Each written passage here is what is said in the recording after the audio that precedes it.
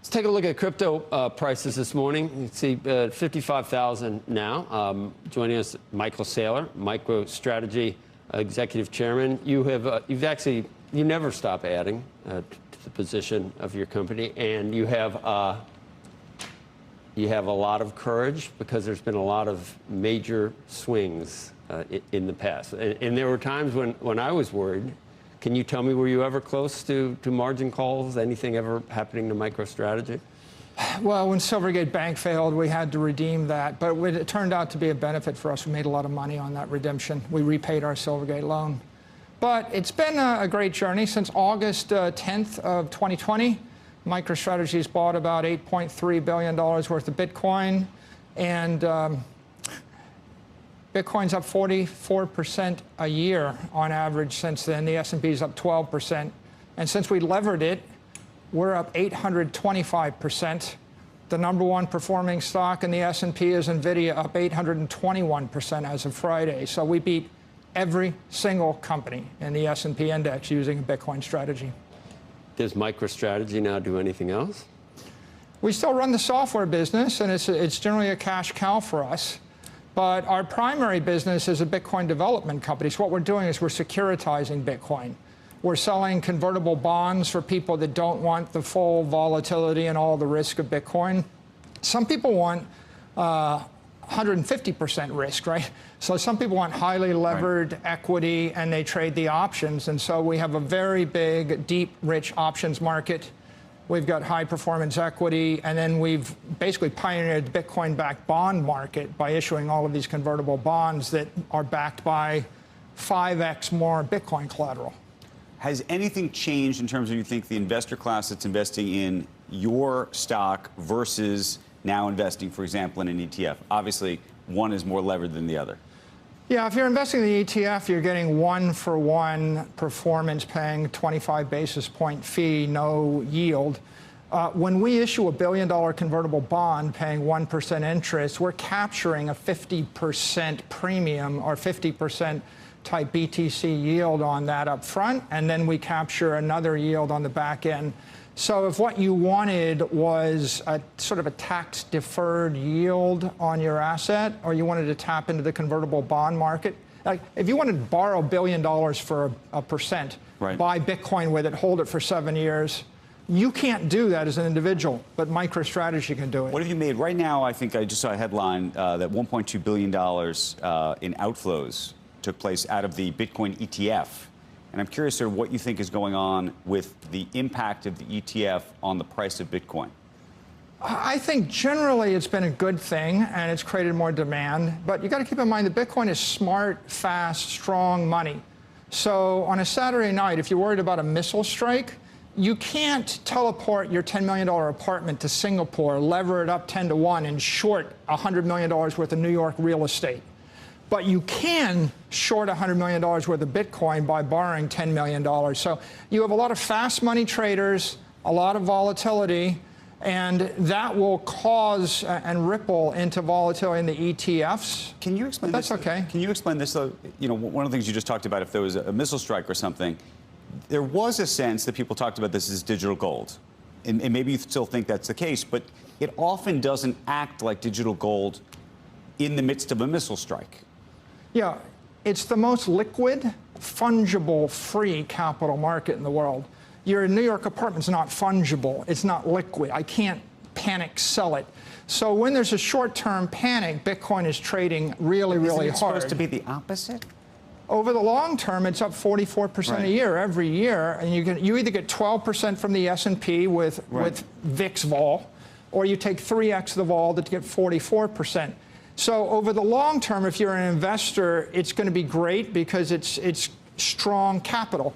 Over the near term, if you're a trader, you get lots of arbitrage opportunities. Is it a non-correlated asset people can count on, or is it just a risk-on? You know, in the near term, whoever's got the most money can decide whether it correlates or non-correlates. It's like, again, I can lever it up 20 to 1 on Saturday night, and I can trade it long or short. Hey, Michael, just the whole idea of leverage in something that is admittedly so volatile causes some people some real concern. I mean, I'm far more conservative. I would be worried about that.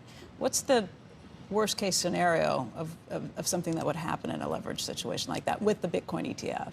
I think what happens is people offshore trading on Binance with 20-to-1 leverage get wiped out on Saturday night when there's a potential missile scare. And so they're the degenerate crypto traders. Mm-hmm. On the other hand, what you want is a free, open capital market. Everybody can trade it any way they want. And so if you're going to hold it for more than 4 years, you're going to get superior performance with that volatility. Gensler, with all we've seen, and I wonder what you think.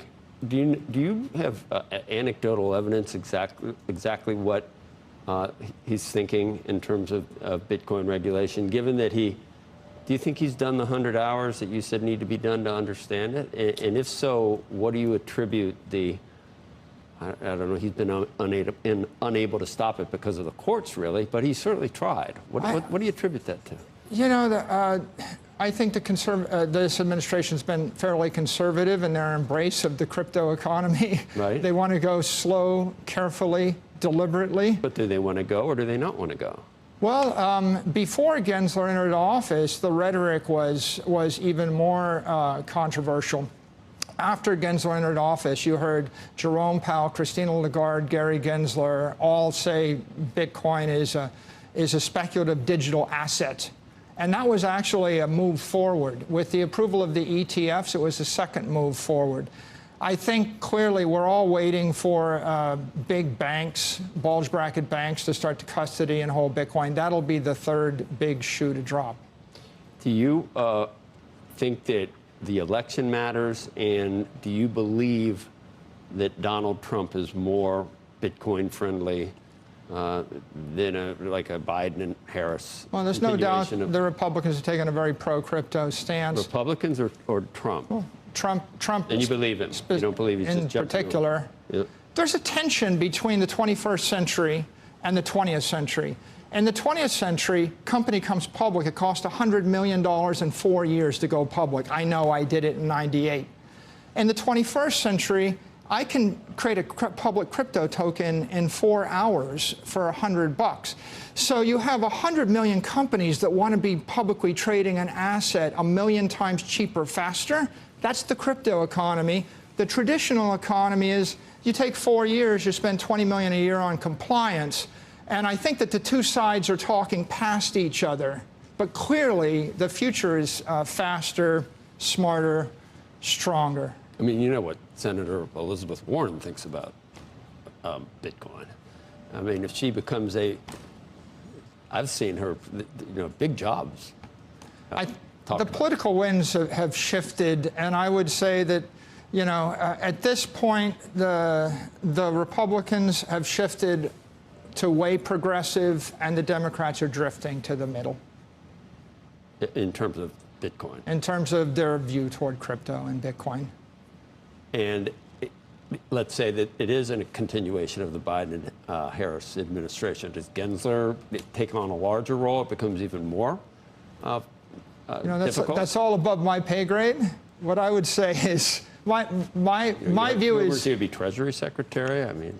You buy Bitcoin, you hold it for more than 4 years, Joe. That's my advice to everybody. For anyone, buy it and hold it for more than 4 years. And then you think eventually it takes how much? Let's say it is digital gold. What percentage of gold's market cap does it finally? Bitcoin's 0.1% of the capital in the world right now. I think it's going to go to 7% of the capital. 7%. My long-term forecast is it's going to go to 13 million over 21 years. 13 million. 13 million. But what is it 5 years from now? You're in your 4-year calculus. It's been growing 44% a year with about a 40 to 50 vol. I would think it'll move on at 40%, then click down to 35, then 30, then 25, and at some point it'll be the S&P return plus 8%, and it'll be the S&P vol plus 8% because it's always going to be a more global, open, free capital market. How is there stuff that's above your pay grade? You're worth billions. I mean, we can say that. It's above our pay grade, but who gets to decide if it's above your pay grade? He might have been. It's below his pay grade. Right, exactly, exactly. Bitcoin's an expression in this view that you want to invest in an asset without counterparty risk, which means you don't want to be counterparty to a country, a currency, a city, a company, a commodity, or a culture, right? So people think it's a risky thing. It's all about people wanting to not take risk. They don't want to guess whether Picasso's or real estate in New York or NVIDIA stock will be higher in 10 years. They want to buy money. They want to buy 1/21 millionth of all the money in the world forever. End it there, Michael. Thank you. Great. Michael, thank you.